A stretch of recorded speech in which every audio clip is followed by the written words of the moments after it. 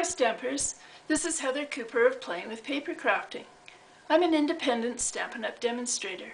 I'd like to welcome you to another episode of Crafty Clues by Heather, short video tutorials on stamping techniques and tools. Just as I promised in my very first video, today I'm going to show you how to use a Stamp-a-ma-jig to create these beautiful two-step stamping effects. I'm using the Stippled Blossoms stamp set from Stamping Up, and I'm going to be using the wood mount version, which is much more efficient when you're using this technique because essentially you have two stamps of the same size, which would require two mounting blocks the same size if you were using the clear mount set. It can be done, but it's just, you'd have to remove one, put on the other, and it's just messy and inefficient. So I like to use the wood block steps for this kind of thing. Now, first you need two ink colors that coordinate well, a lighter color and a darker color in relatively the same shade.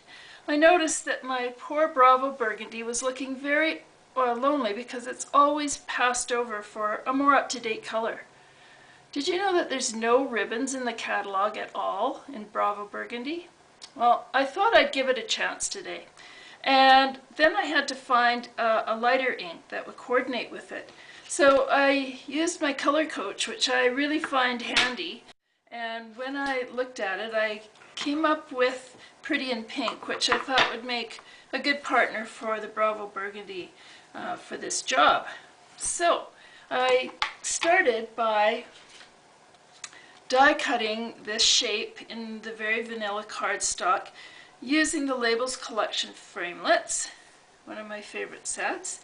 And I'm going to ink up the solid image here with the Pretty in Pink, the lighter color ink.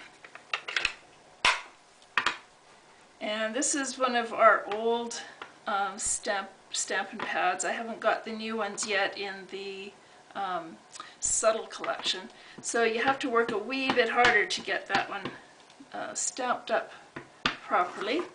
And so then I'm going to place that image right in the middle, like that. And then I'm just going to set it aside for a few moments so that I can set up the Stamp-a-ma-jig. So it's a funny name, Stamp-a-ma-jig, and really there's nothing to compare with it that I've ever seen.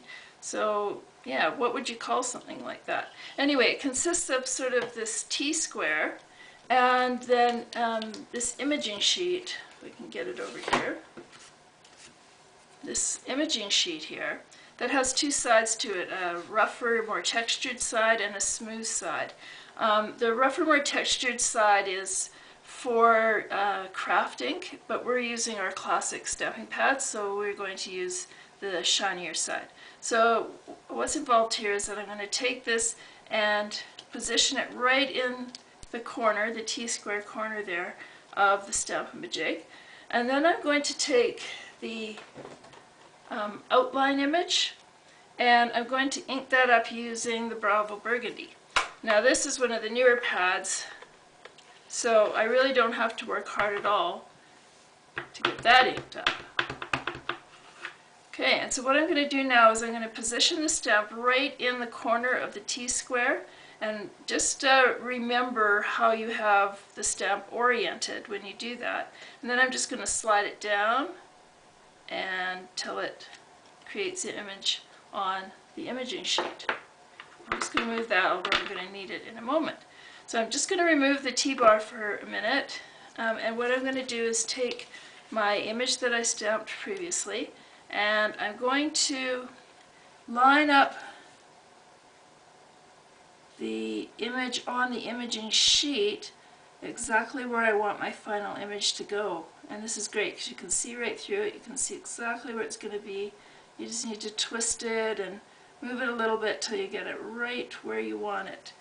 Okay, so I've got it positioned now, and so I'm going to bring back the Stamp-a-ma-jig T-square, and taking care not to move the paper, I'm going to line it up with the corner of the imaging sheet, like that, and then I'm going to remove the imaging sheet.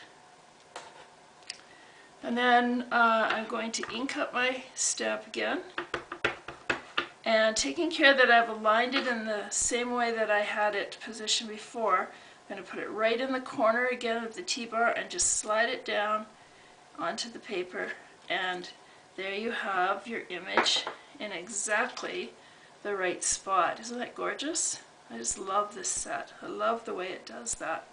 You know, I haven't used the Stamp-a-ma-jig much up until now, and I can't believe that I didn't use it before because it's so helpful.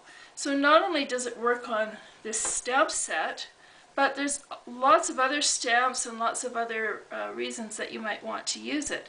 I'm going to show you this stamp set called Christmas Deer. It's new this year, and you have the main image of the deer, but then you have all sorts of little ornaments that can hang from his antlers.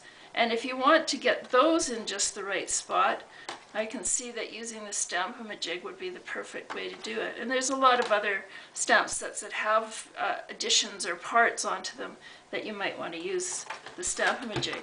I can also think of letters, alphabets, like if you're wanting to do a word with the individual letters and you want it to space them just right, then the Stamp-a-ma-jig would work really well for that too. So there you have it. I'll just give you one more peek at the cards that I made using the two-step stamping. There you go. And please drop by my blog, Playing with Paper Crafting, for more card making samples and tips.